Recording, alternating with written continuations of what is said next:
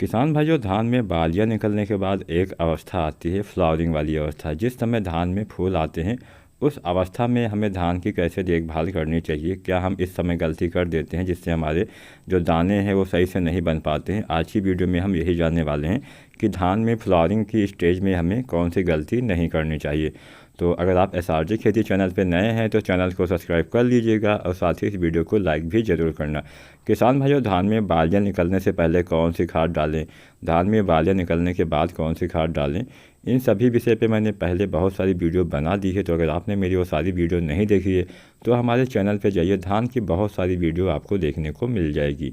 या फिर अगर आप सरसों की नई वैरायटी के बारे में वीडियो देखना चाहते हैं या फिर गेहूं की नई वैरायटी के बारे में वीडियो देखना चाहते हैं तो इन सभी विषयों पे मैंने समय से पहले ही वीडियो डाल दी है ताकि आपको मदद मिल सके अगर आप कोई किस्मों का चयन करना चाहते हो। तो आज की वीडियो में हम जानने वाले हैं धान में बालियाँ निकलने के बाद जब फ्लावरिंग वाली स्टेज आती है तो कौन सी गलती नहीं करनी है। तो सबसे पहले गलती आपको क्या नहीं करनी है, जब फ्लावरिंग वाली स्टेज होती है इस समय कोई भी कीटनाशी, कोई भी फफूंदनाशी या फिर कोई भी खाद उर्वरक आपको इस समय अपनी फसल पे नहीं देना होता है। इसका छिड़काव, इसका स्प्रे इस अवस्था में नहीं करना होता है। अगर हम इस अवस्था में कोई भी कीटनाशी, कोई भी फफूंदनाशी या फिर कोई भी उर्वरक का इस्तेमाल कर देते हैं तो इससे हमारे दाने पे काफ़ी प्रभाव पड़ता है। दाने का भराव सही से नहीं हो पाता है क्योंकि पॉलिनेशन वाली जो क्रिया है वो बाधित हो जाती है। धान में जब फूल आते हैं तो पॉलिनेशन होता है, परागण होता है, सभी पौधे में परागण होता है, वैसे धान में भी होता है। और जब पॉलिनेशन वाली स्टेज होती है उस अवस्था में अगर हम किसी भी फसल में कोई भी स्प्रे कर देते हैं, छिड़काव कर देते हैं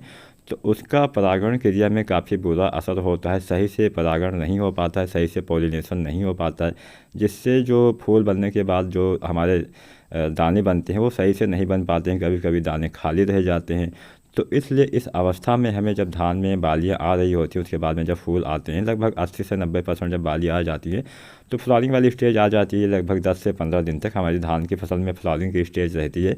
और अगर इस 10-15 दिन में हम कोई भी गलती ऐसी कर देते हैं, यहाँ तक कि किसान भाइयों आपको अपने खेत के अंदर घुसना भी नहीं चाहिए। जब फ्लावरिंग वाली स्टेज होती है तो आपको खेत के अंदर नहीं जाना चाहिए। अगर अंदर भी चले जाते हैं तो पौधे हिल जाते हैं, टकराने से जो फूल होते हैं वो गिर जाते हैं, झड़ जाते हैं। तो इसलिए आपको इस समय बहुत सावधानी रखनी है। कोई भी कीटनाशी, कोई भी फफूंदनाशी, कोई भी स्प्रे, चाहे एनपीके हो चाहे कोई खादें हो, इसका इस्तेमाल फ्लावरिंग वाली स्टेज पे नहीं करना है जब आपके धान में फूल वाली अवस्था होती है। कभी कभी हमारी बालियाँ खाली रह जाती है तो इसकी वजह यह हो सकती है कि जब आपके धान में जब बालियों में जब फूल वाली अवस्था हो उस समय बहुत तेज़ बारिश हो जाती है या फिर बहुत तेज़ हवाएं चल जाती हैं, तो इस वजह से भी हमारे दाने कभी कभी खाली रह जाते हैं। तो वो तो प्राकृतिक है, उसको हम रोक नहीं सकते हैं, लेकिन हाँ हम छिड़काव करने से तो रोक ही सकते हैं। तो इसका आपको ध्यान रखना है। दूसरा, आपको अभी क्या करना है, अभी इस अवस्था में आपको नमी बनाए रखनी है। कभी कभी हम बहुत सारी खादें दे देते हैं लेकिन पानी के ऊपर हम स्टार्टिंग में तो ध्यान देते हैं जब पौधा छोटा रहता है, लेकिन बाद में हम ध्यान नहीं दे पाते। हमें पता नहीं चलता है कि धान में नमी की कमी है या नहीं है, क्योंकि जो मिट्टी है, जो हमारी मिट्टी है वो दिखती ही नहीं है कि हाँ नमी है या नहीं है। तो बहुत सारे किसान भाई इस पर ध्यान नहीं देते हैं। तो इस अवस्था में फूल वाली अवस्था हो, चाहे बालियाँ निकलने वाली अवस्था हो, चाहे बालियाँ निकल चुकी हो, इन तीनों अवस्थाओं में आपको धान की फसल में नमी बनाए रखनी है। पानी आपको देना होता है, लगभग 1 से 2 इंच तक पानी भर के आपको रखना होता है। और अगर ऐसा खेत है जहाँ पे पानी नहीं रुकता हो तो हल्की हल्की सिंचाई आपको करते रहना है जब तक आपके दाने का भराव सही से नहीं हो जाता है, दाने आपके एकदम मजबूत नहीं हो जाते हैं, तब तक आपको नमी अपनी फसल में बनाए रखनी होती है। जब हमारी फसल धीरे धीरे पकने की ओर बढ़ती है तब हम नमी कम कर देते हैं ताकि हमें कटाई करने में बाद में कोई दिक्कत ना आए। तो इसलिए इस अवस्था में नमी आपको बनाए रखनी चाहिए। नमी की कमी की वजह से भी हमारे दाने कमज़ोर रह जाते हैं, पतले रह जाते हैं, दाने खाली रह जाते हैं, दाने का भराव नहीं हो पाता है, दाने आपको सफ़ेद भी नज़र आते होंगे।